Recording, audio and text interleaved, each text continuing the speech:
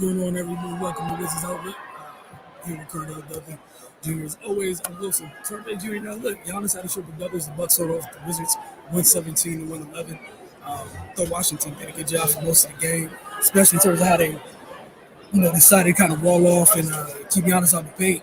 But okay, everything comes at a cost when you're dealing with trying to slow down great players. Again, he had a triple double, and one of the reasons why is he didn't really force the issue once he saw that the paint wasn't readily available to him. He did a good job finding his teammates, and they clearly they didn't know shots if he had 13 assists. But Cardell, your take on this game?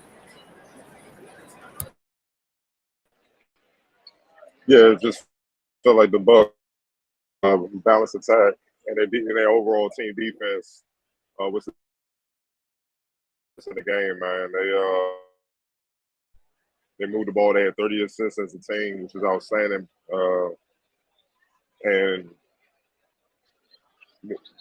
led by Giannis, of course, and Drew Holiday, just basically controlling the game. And everybody pitched in and had their spurts where they hit big shots to not only keep them ahead, but to also hold off the Wizards run. Because Porzingis had it going, and Bill got it going late. And you also got to tip your hat to the Milwaukee Bucks bench, man. Javon Carter and Ingles, man, 34 points just between those two alone. That's hard to overcome, man. That's hard to overcome. And they just look. They ran into the better team that's contending for a championship, that's eyeing a championship, and their team trying to figure themselves out to hopefully get to that point. That's basically what you saw. And with that being said, they still had their chances to win the game. But down the stretch, the execution of the Bucks was just that much sharper than the Wizards. Bad shot selections, turnovers, key turnovers, and late in the game where you absolutely couldn't have one. Putting certain guys on the line. I'm not, with the way Giannis is struggling, they probably should have been trying to foul him, but they kept allowing like Drew Holiday to get the ball. They had to foul him to stop the clock, and he was automatic. He didn't miss not one free throw down the stretch. It's just a telltale two teams, where you see one that if they win a championship, there will be no shock at all. But then you see the other one where it's like you see how far you have to go to get to that level, man. And that's what it is. But and also the Bucks team defense, man. I don't think people understand. They held the Wizards to 42% shooting from the field, 25% from deep.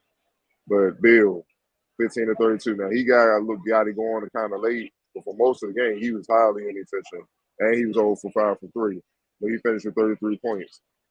Porzingis was killing at the beginning. First quarter, yeah, they gone. He finished 11 to 29. You know what I mean? So 1 for 8 from deep. So yeah, different parts where Porzingis had it going or whatnot. He's getting to his shots, but the physicality, the details on defense is what wore him down and what kept Bill at bay for most of the game, man. And you just got to tip your hat to the Bucks, man. They're one of the best defensive teams in the league. I think they're ranked third in defensive rating. When you see it live, like everybody plays defense. It's not a glaring weakness on the floor at any time. Like, I don't think people understand how hard Bill had to work just to get a bucket. So you got Javon Carter, Drew Holiday defending them now 94 feet. One of them. So you get a screen and try to get one of them off of you, the other one's hopping on you. Then you got Crowder. Then you got Giannis and Brook Lopez in the back, anchoring the defense in the paint. Wing back just in case he tried to come to the lane. Then you got Portis. See what I'm saying? Like, there is literally no breathing room whatsoever, and they help one another.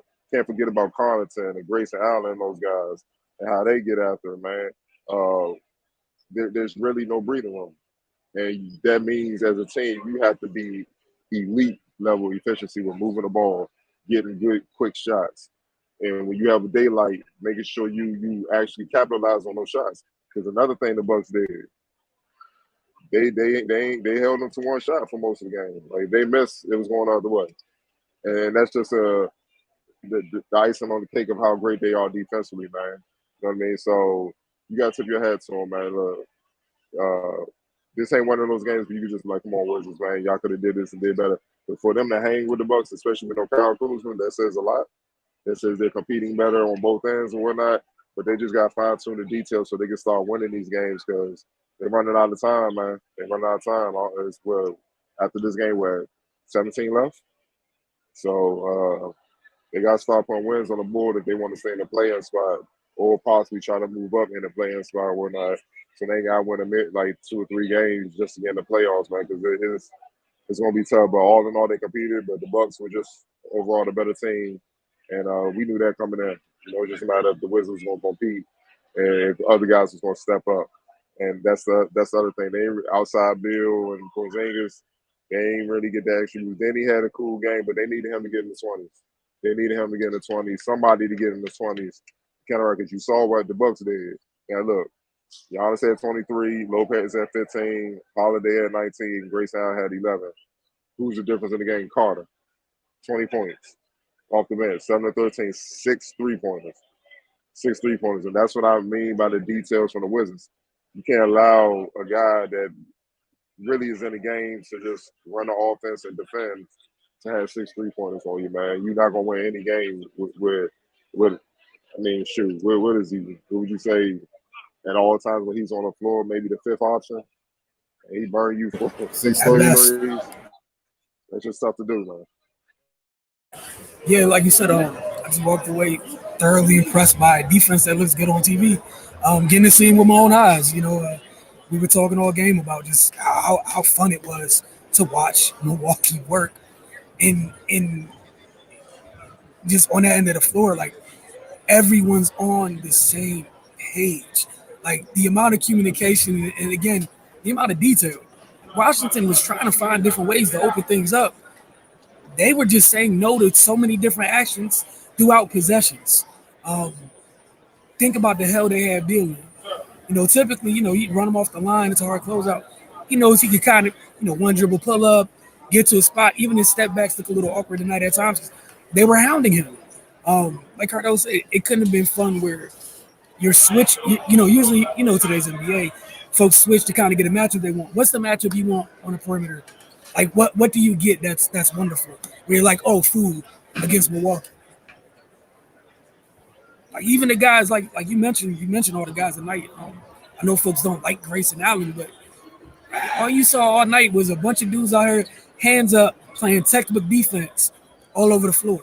And you talk about execution, the little things. Late in the game, it's a close game. Grayson Allen gets an offensive rebound. It starts off a second possession, at least to what? It was like 4 or 5 very nice passes, great ball movement, and it results with him hitting a corner three. And that was like a back. I can't. I want to feel like it was a dagger for Washington at that moment, but it was huge because it was a second possession, and Washington was hanging with them. And then, like you said, I thought KP came out with tremendous energy. He finished with 24-14. I was encouraged by the 14 boards tonight. He went down there, and he competed on the glass. However, Milwaukee's a big team for all the names Cardell listed. It's a big physical team, and their guards are all physical too. Every one of the guards are physical. And Washington felt that. Yeah, back-to-back games against teams that are physical on the defensive end. Except, again, no disrespect to Toronto, Milwaukee's just a much better team. In so many different facets, but the physicality is something Washington struggled with back-to-back games. But like like you mentioned, Ray's mentioned recently, time's running out. You got 2 games this week. Your next 2 games they're against the Atlanta Hawks. Just like last week was with the Raptors, you end up splitting. You couldn't afford to split, you needed to. It's another one of those situations. If you end up splitting, I mean that's okay, I guess, but you're in a position right now where you need both. And I think all of us here knew what tonight was going to be. Milwaukee's Milwaukee, for a very good reason. And that's not the knock on Wizards. They're 2 different places in the NBA right now. They're on 2 totally different journeys. I think that's a very safe thing to say, and nobody can contend with that. But again, they did compete. Your hats off to them for that. But there's work to be done, and Washington's put themselves in this place. So it's on them. Player of the game? That's actually a tough one. Oh man, shoot. You gotta give it to Giannis. Triple double, 23, 13, and 10. I like his poise. I like he didn't force anything. Um, even when Porzingis had it going, he didn't try to get in measuring contest to try to match him. He stayed within the game plan, played his game, let the game come to him. And other guys were hitting shots, and it was easy. And not easy, but he made it look easy. And he finished with a triple double, and he wasn't even his usual aggressor. I'm dunking on the world self. He just took what came to him. So you gotta give him that, man. Hey, look, I agree wholeheartedly. You're at the top of the opposing team's scouting report. Clearly, they made it. They made it their business to make sure you weren't frolicking through the paint, doing what you do, causing all types of destruction. And look, man, it was a masterclass. He put them apart. He was inviting the double teams and finding shooters all night long. Um, and credit to him for doing just that. So again, Can't forget 3 blocks. yes. Also, he only took 12 shots a night for his triple double as well. For a while there, he was 4 for 9 from the floor. That's it. But again, it wasn't a loud game. We didn't have the thunderous finishes in the lane and all that. However, you felt it. Again, only 12 shots. X factor for the night. There's several different choices. So No, Javon called okay. easy. So easy. 20 points off the bench. And not even just that. One turnover. And if you didn't watch the game, try to get the game. See how he was defending Bill. Like, not even just full court, even in a half court. When I say my man was playing hellified denied defense, he made Bill have to work hard as hell just to get the ball. And then when he got the ball, he was all up in him.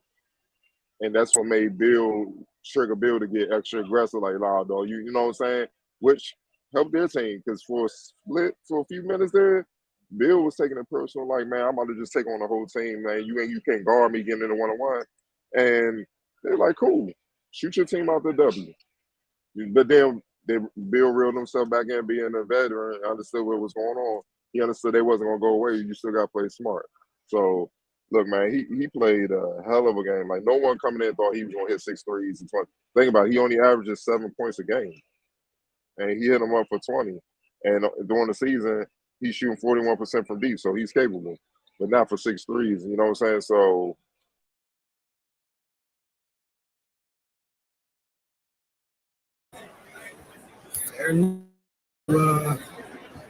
We get to see some of these comments.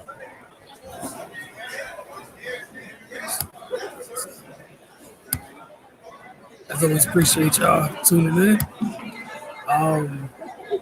Area 11T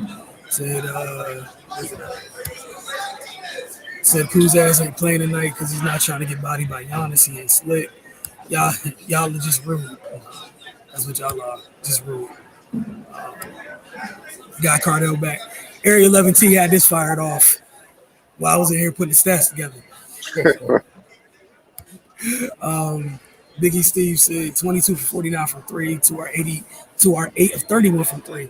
That's all she wrote. And I can say we beat them in almost every category, but defense and bad shots at the wrong time. And KP also disappeared in the fourth.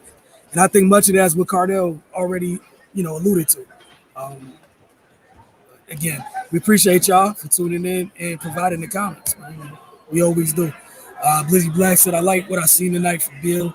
It's Bill's effort, but at the end of the day, Bucks have more firepower, but good effort from the Wizards. But you also got to give the Bucks credit for making Porzingis disappear. Giannis guarded him in the fourth. And go back again, look at the game. They were trying to get switches where Porzingis could have an easier matchup, but Giannis literally stayed glued to him and was like, yo, DeLon Wright, you just going to have to hit this 3. And he just stayed glued to Porzingis. He would not allow those switches, those mismatches to happen. The only time he would give Porzingis up is if they try to get in a pick and roll with Drew Holiday or Brook Lopez. That was it. Anybody else, he stayed glued to him. That also speaks to the IQ of the Milwaukee Bucks, man. Like, you're just not going to get an easy matchup. They're still defensively dictating what matchup they will allow you to have. And that's why he disappeared, man. He saw top defenders, physical, smart, with length, and they can all move their feet. And it's like a boxer. They're just, he's a headhunter, but he going at your body. He just steadily attacking your body till your guard come down then he goes for the knockout. That's basically what you saw with Porzingis tonight. Biggie Steve said Grayson Allen killed us with some clutch 3-pointers down the stretch. He pump fake Denny twice that led to his 2 open clutch threes. He did. One fake he had Denny doing karate kick in midair, and Allen looked at him and drained the 3. Yeah, man, they have a good team. They have a good team. Ball moving kills. That's from them rotating all over the court. And then they just see a wide open dude. That's you helpless. But that's a championship quarter. They done been there for a few years. They know what to do, man. So that's the advantage they have over most teams. Biggie Steve said we look like boys amongst men out there. They're a big team. It's a big team. And, I would agree with that sentiment. This happened today. I think so. Somebody reported, but I can't wait to see that guy Xavier Cooks from Australia. Saw some highlights of him. He looks pretty good. I know he'll be joining the Wizards after the NBL season is over. Cardell, your thoughts on it? If you had any? Yeah, 6'8" dude, 6'8" wing. Just give him some more versatility on the perimeter, man. You know what I'm saying? Play both ends. We're going to see how it goes, man. Like, look, he talented. He killed the NBA. Obviously, if he didn't, he wouldn't be signed. But he got fit into a team that's in playoff mode also. You know what I'm saying? Like, we got to see how he fit in. It's going to be interesting. Keep an eye on it. Just see how Wes Unseld plugs him in. That's the only thing. You know what I'm saying? Because obviously his role in the NBA, I'm pretty sure he was a star. I mean, I've seen highlights, but I haven't really dug deep to see what kind of role he was. Was he a go-to guy or whatnot? But I'm pretty sure he was one of their top players, obviously. He won't be there when he comes to the Wizards. So once they define a role for him, you'll see how he thrives in that. You know what I mean? But I like his size, athleticism, and skill for sure. All right, this might be the last one. Said I felt like Gaff had some good minutes. Wish they would have put him in the 4th instead of Kispert, who was a non-factor in the 4th. This was an off, right? Yeah, I thought Kispert was huge because he was one of the only dudes when they got an open opportunity to pull the threes. Like one of the things when Cardell was talking earlier, I went to jump in and just talk about when you were talking about just the execution and the shot selection, just overall like throwing decision making with it. You have to make good decisions almost every possession, every player does on the floor against great defensive teams. And at times Washington had little lapses where sometimes a hesitation, you miss the open look. It's like a defense saying the Bucks probably won't give you another good one. But since you pass up the first one in that brief moment, it's gone. I thought Corey was fine tonight. There's a couple threes he hit as they got back in the game, even when they were ahead. But again, we know, talking about roles, he has a defined role.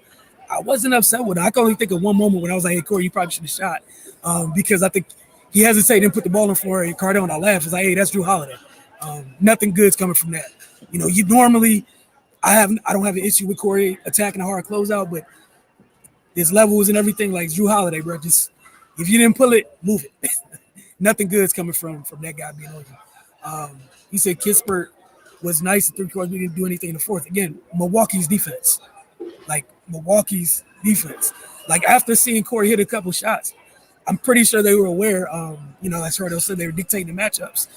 If they went out their way to dictate who's going to be on Brad, that meant people were just, other people were staying where they were supposed to be on their matchups in the 4th. And some of that comes down to, man, just Washington at times has to do better with moving the ball as a whole. Ball movement beats good defenses.